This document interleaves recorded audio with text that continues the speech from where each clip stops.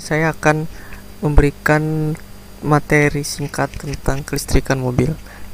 Sebelumnya jangan lupa subscribe, like juga, serta kalau ada yang kurang paham atau kurang jelas silahkan boleh tulis di kolom komentar. Kita sama-sama saling belajar, jadi silahkan barangkali saya ada salah tolong dikoreksi. Oke, langsung saja ke materi. Nah, di sini ada gambar fuse ya. Fuse ini fungsinya untuk mengamankan rangkaian kelistrikan ya. Ada beberapa tipe fuse. Yang pertama blade, drag, cut drag, dan link. Bedanya kalau yang cut drag ini bentuknya tabung, tapi untuk yang fusible link ini cut dragnya bentuknya seperti kubus. Itu. Yang bedanya untuk yang fuse ini biasanya digunakan untuk yang ampernya rendah. Bling ini biasanya digunakan untuk ampernya yang lebih besar. Oke, ya, ini ada gambar placer. Nah, di placer ini di sini ada dua gambar. Yang pertama adalah gambar 3 pin atau 3 kaki ya. Gambar yang selanjutnya 2 pin. Nah, placer ini dia berfungsi untuk memberikan kedipan pada lampu sen. Mobil itu pakai yang 3 pin karena kalau pakai yang 2 pin dia tidak bisa atau tidak kuat di lampu hajat ya. Lampu hajat kan 4-4-nya menyala, jadi dia tidak kuat. Nah, sedangkan yang 3 pin dia mau wattnya berapapun dia akan tetap kuat gitu. Nah, selanjutnya ini ada gambar bohlam lampu ya.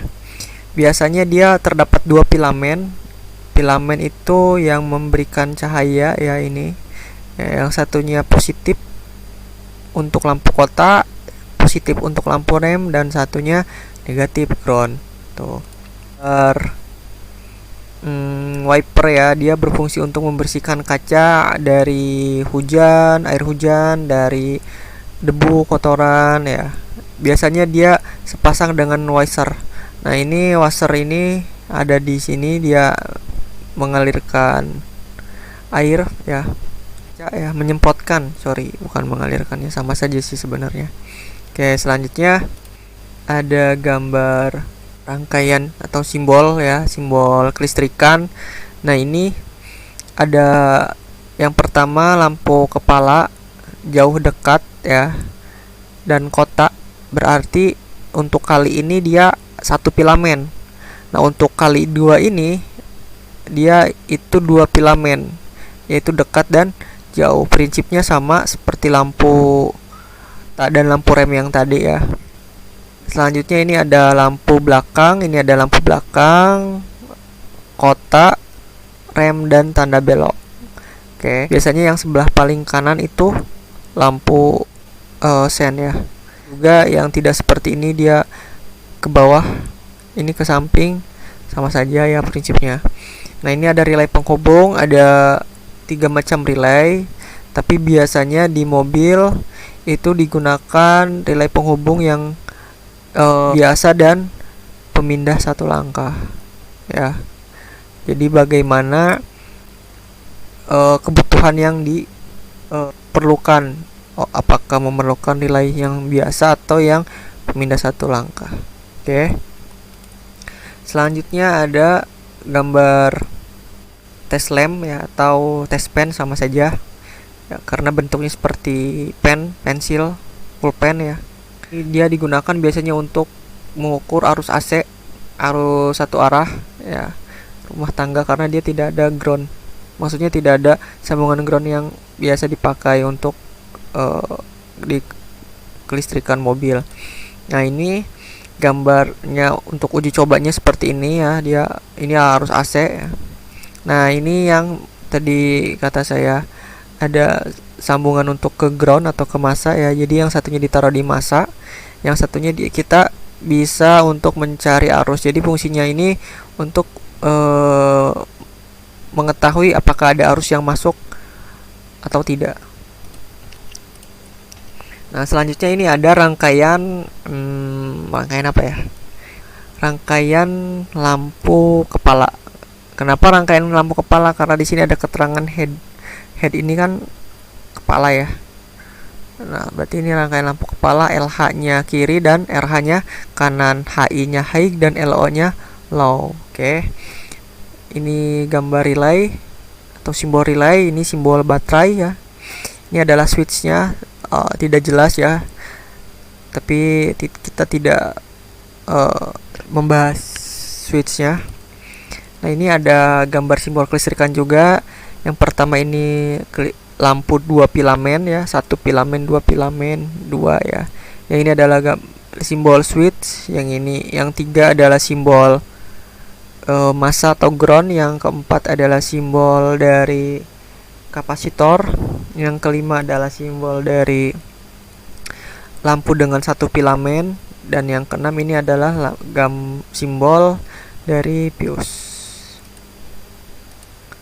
Nah, ini adalah gambar lampu indikator dari mulai oli, rem, tangan, minyak rem, pengisian, dinamo, dan anti-lock brake system. Nah, kelimanya ini dia akan menyala jika terjadi trouble atau terjadi permasalahan. Jika tidak terjadi permasalahan, maka mereka tidak akan hidup atau tidak akan menyala selama mesin dihidupkan. Nah, di sini ada simbol lampu jauh, lampu hazard. Di sini ada anti embun kaca belakang. Ini ada lampu kabut. Biasanya ini ada di bawah, atau bahasa kerennya lampu fog ya. Nah, ini biasanya berupa tombol ya. Nah, ini anti embun, maksudnya agar ketika hujan kaca belakang tidak terjadi embun. Selanjutnya ini adalah rangkaian seri baterai. Nah, di rangkaian seri baterai ini kalau kita amati ya, dengan 1,5 volt dan 1000 mAh ketika dirangkai secara seri, maka voltnya dia akan bertambah menjadi 6 volt. Tetapi ampernya tetap. Ya, ini rangkaian seri. Kenapa disebut seri? Karena dari positif ke negatif terus nyambung. Nah, kalau salah satunya putus, maka dia tidak akan menyambung. Nah, ini yang disebut dengan rangkaian seri. Nah, selanjutnya ini adalah rangkaian paralel. Nah, ini rangkaian paralel, jika salah satunya dicabut, maka tidak akan terjadi apa-apa atau tidak terjadi masalah ya kepada beban. Nah, untuk di paralel ini kebalikannya dengan yang seri ya, voltnya dia tetap, tetapi mAh-nya dia bertambah. Tuh, untuk rangkaian paralel. Nah, di sini ada gambar cara melepas baterai. Nah, kenapa yang pertama itu lepas negatif baterai, atau di sini ada tulisannya lepas minus aki? Karena kalau misalkan kita melepas positif, dikhawatirkan terkena massa. Maka kalau misalkan terkena massa, maka dia akan terjadi konsleting. Tuh, jadi ketika massanya sudah dilepas, maka semua massa yang ada di mobil itu sudah aman. Jadi kalau misalkan kita sewaktu-waktu mengalami hal yang tidak diinginkan, maka tidak akan terjadi konsleting. Nah, selanjutnya adalah lepas plus atau positif, lalu setelah itu lepas bracket aki. Selanjutnya adalah ini gambar starter ya, sistem starter yang aktif nih, positif dan negatif, terminal 50, terminal 30 ya. Ini ke coil motor starternya, dia dialiri ground ya. Nah, selanjutnya ini pemeriksaan hubungan antara segmen. Seperti ini dia menggunakan multitester, yaitu satuannya ohm. Selanjutnya ini adalah pemeriksaan field coil dan massa ya. Selanjutnya pemeriksaan hubungan pemegang sikat, sama ini juga menggunakan multitester, yaitu di satuan ohm. Ini juga pemeriksaan hubungan singkat armatur dengan massa. Nah, untuk ini pemeriksaan round out. Round out ini menggunakan dial. Nah, ini adalah gambar dari apa kira-kira? ada magnet, ada yoke, lalu ada gerigi. Nah, ini adalah kalau dilihat dari gambarnya seperti gambar motor wiper. Ini adalah rangkaian dari motor wiper. Nah, ini adalah gambar dari sistem EPI ya.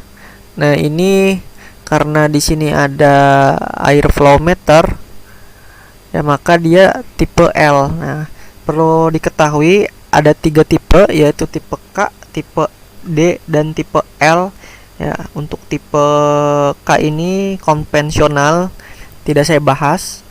Saya merujuk langsung ke tipe D dan tipe L. Nah, di tipe L ini L maksudnya Luft ya, bahasa Jerman, artinya udara. Jadi dia memberikan sinyal udara yang masuk melalui sensor airflow meter menuju ECU. Nah, ketika sensor ini diberi kepada ECU, maka ECU akan memberikan sinyal pada akuator, yaitu injection atau injektor. Nah, nanti dia akan masuk ke intake manifold lalu ke engine. Maka air dan bensin ya yang masuk dari fuel tank melalui fuel pump, dia akan masuk melalui injektor. Nah ya, jadi tugasnya ECU ini memberikan sinyal bukaan lama dan atau sebentarnya.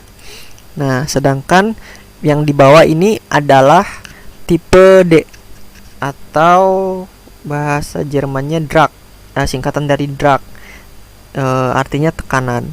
Nah, untuk tipe D ini dia udara yang masuk, dia akan diolah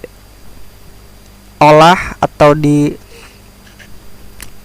diterima sensor dari udara ini oleh manifold pressure sensor. Nah, ketika ini dari udara yang masuk, ini dari tekanan yang masuk. Sebenarnya prinsipnya sama-sama udara, cuman hanya cara membacanya saja yang membeda. Cara bacanya saja yang beda ya.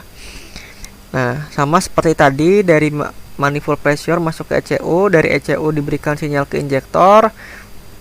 Lama atau sedikitnya bukaan injektor, tetap injektor ini menerima bahan bakar dari fuel tank melalui fuel pump. Nah, maka mesin akan berputar, maka akan terjadi pembakaran di dalam ruang bakar. Nah, ini adalah sistem EPI yang tipe L-nya. Di sini kita bisa lihat dari mulai udara yang masuk, dia masuk ke throttle, masuk ke injection manifold, masuk ke manifold, masuk ke ruang bakar. Nah, untuk tipe L ini dia biasanya ada air chambernya. Jadi dari mulai throttle, air intake chamber, lalu ke intake manifold, baru ke ruang bakar. Nah, di sini untuk bahan bakarnya dari fuel tank akan dipompa oleh fuel pump.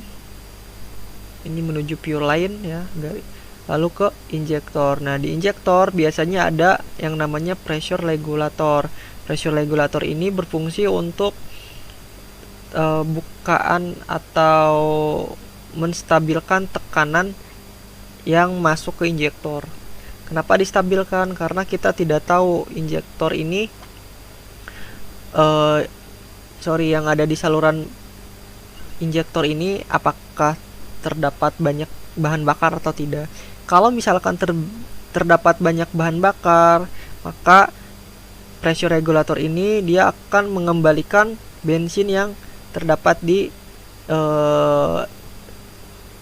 pipa injektor sebelum dimasukkan ke injektor, agar tidak terjadi penumpukan di dalam pipa injektor.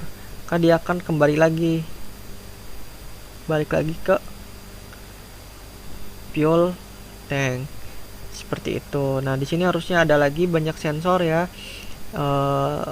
Saya tidak mengacu ke yang lainnya, tapi prinsip kerjanya untuk FP atau sensor ini tugasnya untuk menerima sinyal, maka sinyal akan diteruskan ke ECU, Engine Control Unit. Nah, di ECU ini dia akan memberikan perintah kepada injektor. Nah, di sini injektornya ada coil, lalu injektor itu sendiri ya, itu menerima. Di sini ada water temperature sensor, dia untuk mendinginkan mesin. Ada oxygen sensor, ada crankshaft position sensor, ada camshaft position sensor. Jadi masing-masing sensor ini saling berkaitan. Jadi kalau misalkan salah satu sensornya ada yang mati atau tidak hidup, maka dia akan terjadi masalah. Nah, ketika terjadi masalah, check engine lampnya akan menyala. Nah, check engine lamp itu ada di dashboard, warna gambarnya gambar mesin. Biasanya kalau terjadi masalah kita harus scan menggunakan scan tool untuk sistem FP ini ya. Lalu di sini ada sistem AC ya. Nah, dari mulai komponennya kompresor, kondensor, receiver dryer, lalu masuk ke expansion valve dan evaporator, lalu kembali lagi ke kompresor terus. Nah, ini yang merah ini dia tekanannya tinggi. Nah, masuk ke kondensor dia akan menjadi penurunan temperatur karena didinginkan oleh fan. Lalu masuk ke receiver dryer masih merah karena tekanannya masih tinggi, tetapi temperaturnya sudah rendah. Masuk ke expansion valve dia akan menginjeksikan ke evaporator. Nah, di sini menurunkan tekanan dengan cara dikabutkan. Terus seperti itu. Ini sirkulasi dari sistem AC. Oke, cukup sekian video kali ini. Bila ada yang tidak jelas silahkan boleh ditanyakan di kolom komentar. Selamat untuk mempelajari. See you.